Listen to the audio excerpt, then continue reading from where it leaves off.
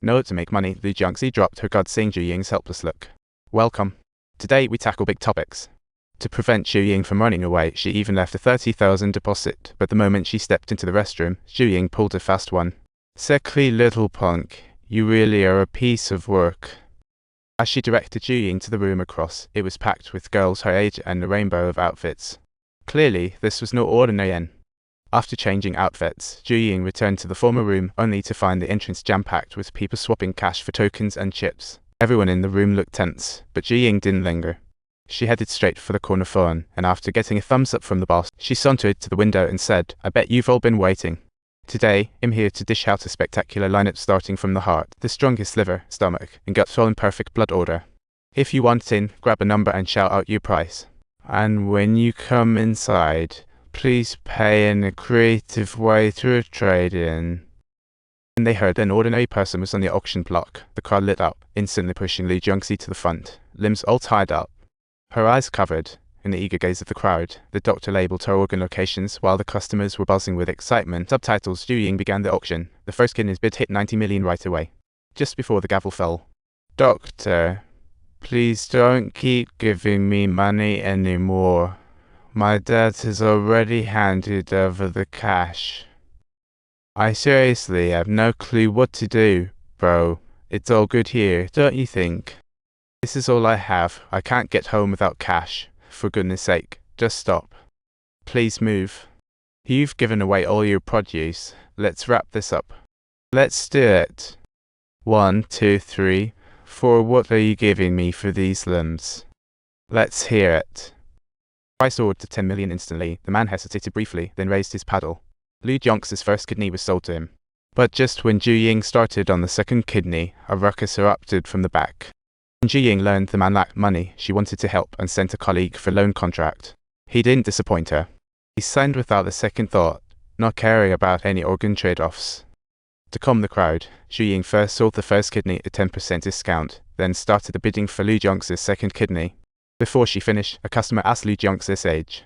Zhu Ying quickly found her ID, only to find Lu Jiangxi was a working police officer. She hurriedly informed the vice president, but he wasn't fazed at all. He insisted the auction proceed. Zhu Ying, resigned, obeyed. The bid soared to an astonishing 130 million. Sure enough, all competitors were scared off. As countdown ended, the man knelt, shouting "Dad!" excitedly. But just then, chaos erupted throughout the building, with a bottomless pit forming in the room. Everyone was scrambling to find an exit, except for the man, who was still fretting over his newly bought kidney. Zhu Ying couldn't care less because she knew. Now was the best chance to escape the organization. Just then, the intercom crackled, and Zhu Ying quickly grabbed it and hid in a corner. Seeing the vice president distracted by the man, she hurriedly asked about conditions upstairs. When she learned the president was stuck alone in the office, a daring plan popped into her head to pretend to rescue him. Get all the president's cash, and then make a break for it with the uncle. As she mulled it over, the vice president suddenly appeared in front of her, totally focused on the man's antics and oblivious to Zhu Ying's antics. When the president refused to believe her, Zhu Ying boldly lied that the vice president had been crushed, then switched off the intercom and shoved it into a crack. Once the colleagues left, she quickly stepped out and grabbed the vice president and bluntly laid out her idea. It's all gone sideways now. Everyone has been crushed to death. See? Though, I've got everything packed up. You go and take care of it for me, you rascal.